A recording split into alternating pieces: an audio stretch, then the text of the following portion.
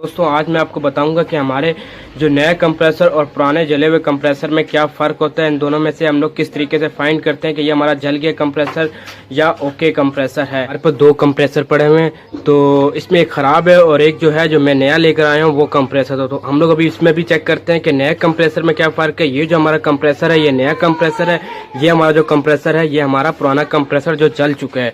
इन दोनों में मैं आपको डिफरेंस दिखाता हूँ कि क्या फ़र्क है। तो यहाँ पे मैं अपने एक मल्टीमीटर का इस्तेमाल करता हूँ, जो कि मैं रख लेता हूँ कंटिन्यूटी मीटर पे। तो मैं यहाँ पे फिर आपको एक चीज़ बता चलता हूँ, हम लोग जब भी अपने कंप्रेसर को चेक करते हैं तो वो कंटिन्यूटी पे ही चेक करते हैं। तो ये मैंने सेलेक्ट कर लिया कंटिन्यूटी मीटर। कंटिन्यूटी पे लाने के बाद मैंने इसको सिलेक्ट किया कंटिन्यूटी पे। तो ये आप देख सकते हैं कि मेरा मीटर बोल कंटिन्यूटी कह रहा है, टी की आवाज़ आपको आ रही है। तो ये जो था हमारा कंप्रेसर, ये हमारा पुराना कंप्रेसर। तो मैं सबसे पहले इसकी कॉमन पे रखता हूँ। ये हमारी जो पिन होती है ये कॉमन होती है, और ये रनिंग होती है, और ये स्टार्टिंग होती है हमारे पास। तो मैं आपको बताऊंगा कि डेनफोर्स और हमारे पास जो नेशनल के कंप्रेसर होते हैं उनमें रनिंग स्टार्टिंग किस तरीके से मालूम होती है। तो जो मैं नेक्स्ट वीडियो बनाऊंगा तो उसमें आपको दिखाऊंगा कि किस तरीके से हम लोग फाइंड कर सकते हैं। तो दोस्तों मैंने जब सबसे पहले यहाँ पे लगाऊंगा और यहाँ पे लगा के आपको दिखाऊंगा। आप देख सकते हैं कि इसकी एक वाइंडिंग बोल नहीं रही, तो ये कभी बोलती है तो कभी नहीं बोलती। तो ये आप देख सकते हैं कि इसमें जो हमारी स्टार्टिंग वाइंडिंग है वो नहीं बोल रही, बहुत ही ज़्यादा रेजिस्टेंस भी बता रही है।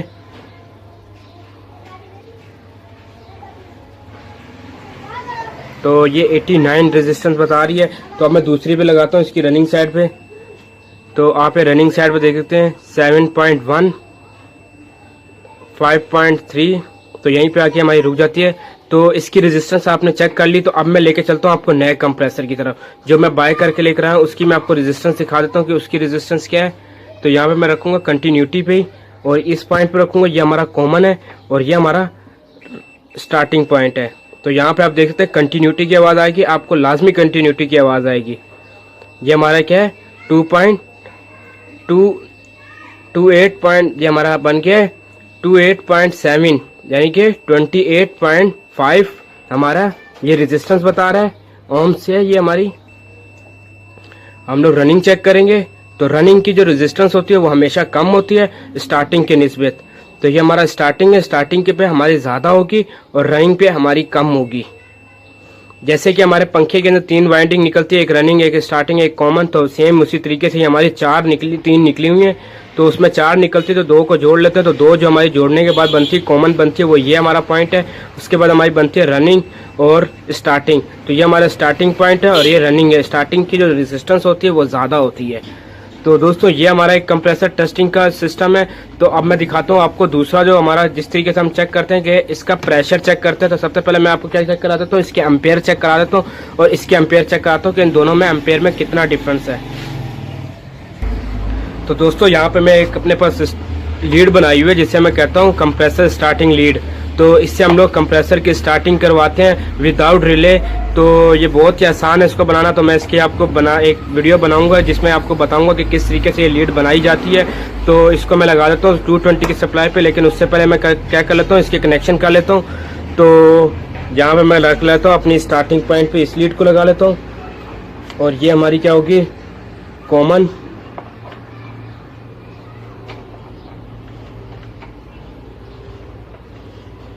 और ये हमारी होगी रनिंग।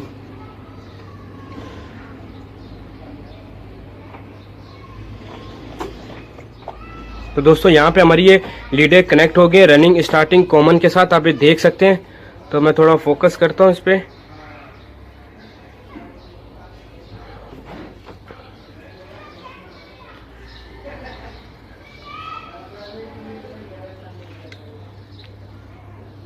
तो यहाँ पे अभी देख सकते हैं कि हमारे 3 पॉइंट कनेक्ट हो गए। तीनों पे मैंने एक एक वायर लगा लिया। ये 3 वायर हैं, ये हमारी स्टार्टिंग है, ये रनिंग है, ये कॉमन है। तो अब मैं क्या करूँगा, इस प्लग को लगाऊंगा अपने 220 सप्लाई के साथ, और इसको लगाने के बाद मैं आपको दिखाता हूँ कि हमने अगला स्टेप क्या करना है। तो दोस्तों यहाँ पर मैं रख लूँगा अपने पास मल्टीमीटर का इस्तेमाल करूँगा। मल्टीमीटर में क्या करूँगा, यहाँ पे एक अपने वायर के साथ इसको कनेक्ट कर लेता हूँ। तो मैं इसके एम्पेयर आपको चेक करवाऊंगा कि कितने एम्पेयर ले रहा है ये मीटर, ये वाला कंप्रेसर। तो इसको मैं थोड़ा साइड पे करता हूँ ताकि आपको अच्छे से नज़र आ जाए। तो यहाँ पर मैं आपको एक चीज़ बता देता हूँ, इस लीड का मकसद ये है कि जैसे ही मैं इसको प्लग इन करूँगा तो मैंने फटाफट इसको दबा देना ताकि हमारा कंप्रेसर स्टार्ट हो जाए।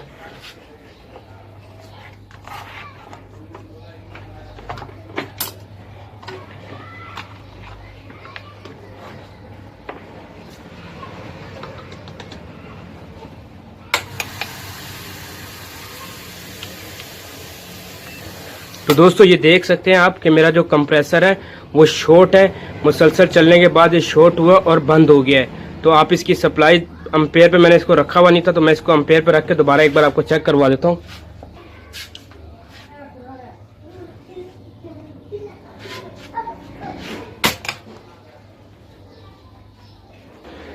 तो दोस्तों आपने ये देख लिया कि किस तरीके से हमारा ब्रेकर ट्रिप कर गया, तो कंप्रेसर जो है शॉर्ट है, तो ये गर्म भी हो रहा है। तो अपनी सेफ्टी का लाजमी ख्याल रखना है दोस्तों। यहाँ पे मैंने अपनी सेफ्टी का बहुत ख्याल रखा हुआ। जैसे हमारा ऐसी कोई शॉर्ट सर्किट वगैरह होता है तो सबसे पहले हमारा क्या ब्रेकर ट्रिप कर जाता है, तो आपने इस चीज़ का लाजमी ख्याल रखना है।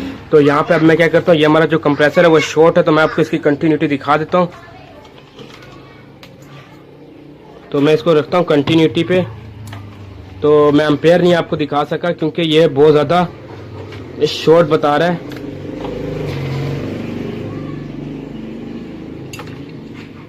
तो ये आप देख सकते हैं बॉडी के साथ अभी तक शॉर्ट नहीं हुआ, लेकिन ये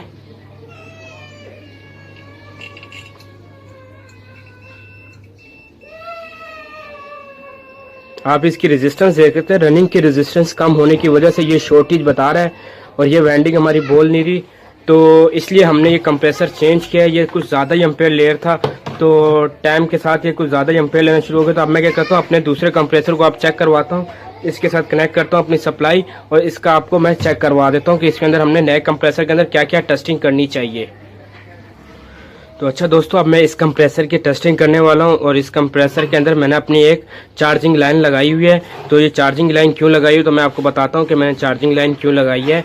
तो सबसे पहले आपको मैं एक चीज़ बता चलता हूं कि यहाँ पे हमारे पास 5 पाइप हैं इस कंप्रेसर में। तो ये जो 2 पाइप हैं इसको हम लोगों ने डिस्कनेक्ट कर दिया, ख़त्म कर दिया, इनको हम लोग इस्तेमाल नहीं करेंगे। तो ये 2 पाइप किस लिए होते हैं कि ये हमारे पास कूलिंग मेथड के लिए इस्तेमाल कर रहे होते हैं कि जो कूलिंग इसमें हमारी जो हीट होती है वो ऑयल की वजह से थोड़ी कम हो जाए हीटिंग। तो ये हमारे पास कंडेंसर के लिए इस्तेमाल कर रहे होते हैं 2 पाइप। तो इसको हमने डिस्कनेक्ट कर लिया, तो हम लोगों ने वहाँ पे अपने फ्रिज में दोनों पाइपों को आपस में जोड़ लिया है। तो उसके बाद आ जाता है ये हमारा जो पाइप है, इसको हमने डिस्चार्ज लाइन है। तो हम लोग अभी क्या अपने कंप्रेसर का प्रेशर भी चेक करेंगे कि कंप्रेसर का प्रेशर कितना है।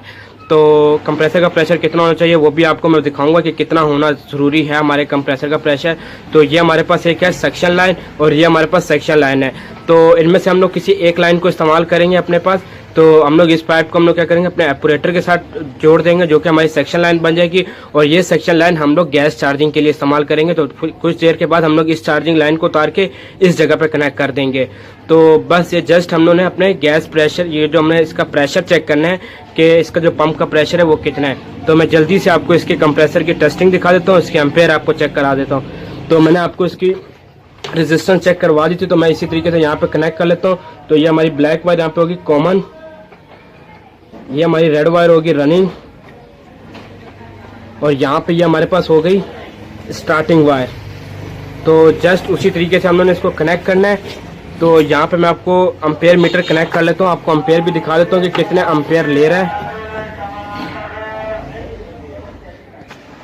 तो दोस्तों यहाँ पे मैंने अपनी इस लीड को कनेक्ट कर लिया, स्टार्टिंग लीड को मैं इसके साथ कनेक्ट करूँगा अपने सप्लाई के साथ, और यहाँ से इसको ऑन करूँगा। तो ये हमारा ऑन हो गया कंप्रेसर, इसका प्रेशर बनना शुरू हो गया। तो मैं आपको एम्पेयर चेक करा देता हूँ कि ये हमारा जो एम्पेयर ले रहा है 0.8 एम्पेयर ये हमारे ले रहा है, यानी कि ये हमारा कंप्रेसर ओके है।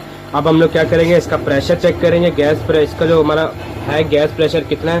तो जो इसका हमारा जो, तो अभी हम लोग चेक करेंगे इसका गैस प्रेशर। तो अभी हम लोग चेक करेंगे इसका जो प्रेशर है वो चेक करेंगे कि इसका कितना प्रेशर ये हमें बता रहा है यहाँ पे। तो उसको चेक करने के लिए हम लोग यहाँ पे हाई प्रेशर गेज का इस्तेमाल करेंगे। तो मैं इसमें गैस प्रेशर गेज लगाता हूँ, फिर आपको दिखाता हूँ कि किस तरीके से हमने इसके साथ कनेक्ट करना है। तो दोस्तों यहाँ पे मैं अपने पास ले आया हूँ एक हाई प्रेशर गेज, जिससे मैं इसकी गैस के प्रेशर चेक करूँगा कि इसका जो एयर प्रेशर है वो कितना है। तो दोस्तों यहाँ पे मैं अब इसका एयर प्रेशर चेक करने वाला हूँ कि इसका जो हेड है वो सही काम कर रहा है या नहीं कर रहा। तो अब मैं क्या करूँगा, इस पर सप्लाई कनेक्ट करूँगा, सप्लाई कनेक्ट करने के बाद इसको ऑन कर लेता हूँ। सबसे पहले हम लोग क्या करेंगे, अपने वाल को ओपन कर लेता हूँ मैं अपने वाल को। तो सबसे पहले मैं अपना कंप्रेसर ऑन करता हूँ। तो यहाँ पे मेरा कंप्रेसर ऑन हो चुका है।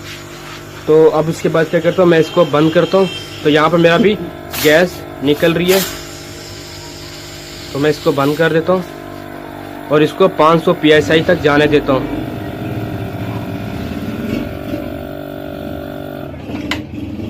तो दोस्तों यहाँ पे मैंने तो दोस्तों आप देख सकते हैं कि जो मेरा प्रेशर है वो रुका हुआ है, यानी जो हमारा पंप है वो बैक प्रेशर नहीं मार रहा। तो इसका मतलब है कि जो हमारा पंप है वो सही है। लेकिन मेरे को अभी एक और चीज़ चेक करनी है, तो मैं इसी प्रेशर पे अपने कंप्रेसर को दोबारा ऑन भी करूंगा, क्या वो ऑन हो रहा है या नहीं हो रहा। तो मैं इसी को इसी तरीके से रखूंगा, बटन हम दोबारा से ऑन करवाऊंगा। तो ये आप देख सकते हैं कि ये हमारा प्रेशर वापसी जा रहा है, सही तरीके से हमारा ये काम कर रहा है कंप्रेसर। इसका मतलब है कि हमारा जो कंप्रेसर का पंप है वो बेहतरीन काम कर रहा है। तो ये हमारी टेस्टिंग होती है। तो इसको मैं तो रिलीज़ कर देता हूँ, जो इसमें एयर प्रेशर है उसको मैं रिलीज़ कर दिया है। तो दोस्तों यहाँ पे हम लोग दो चीज़ें अपने कंप्रेसर में चेक करते हैं। सबसे पहले हम लोग इसका एयर प्रेशर चेक करते हैं, क्या इसका पंप का जो प्रेशर है वो 500 PSI तक जा रहा है। बाद में हमारे पास जो कंप्रेसर होते हैं, अगर उसका जो प्रेशर हमारे पास 200 या इसके लगभग 300 के करीब हो, तो हमारा क्या होता है, नीचे वाले खाने में कूलिंग करना खत्म हो जाता है, कूलिंग नहीं हो रही होती, ज़्यादातर ऊपर ही हो रही होती है, क्योंकि इसका जो पंप प्रेशर होता है वो कम हो जाता है। तो दूसरा ये होता है कि इसकी रनिंग स्टार्टिंग आप चेक कर लेंगे, रनिंग स्टार्टिंग कितनी है। तो ये तरीका है हमारा रनिंग स्टार्टिंग चेक करने का। तो दोस्तों मैंने आपको यहाँ पे बताया कि हमारा जो फॉल्टी और जो न्यू कंप्रेसर होता है उन दोनों में क्या फ़र्क है। तो इसका मतलब है कि ये हमारा फॉल्टी कंप्रेसर है, ये हमारा ओके कंप्रेसर है। तो इसको हम लोग इंस्टॉलेशन करेंगे अपने फ्रिज में। तो इसमें मैं आपको नेक्स्ट वीडियो में दिखाऊंगा कि किस तरीके से हम लोग इसको अपने फ्रिज में कनेक्ट करते हैं, किस तरीके से गैस चार्ज करते हैं। तो अगर वीडियो अच्छी लगी हो तो लाइक करना, बेल आइकन को ज़रूर दबाना, ताकि हर आने वाली लेटेस्ट वीडियो का नोटिफिकेशन आपको मिल जाया करे। इसके साथ दीजिए मुझे इजाज़त। खुदा हाफिज़।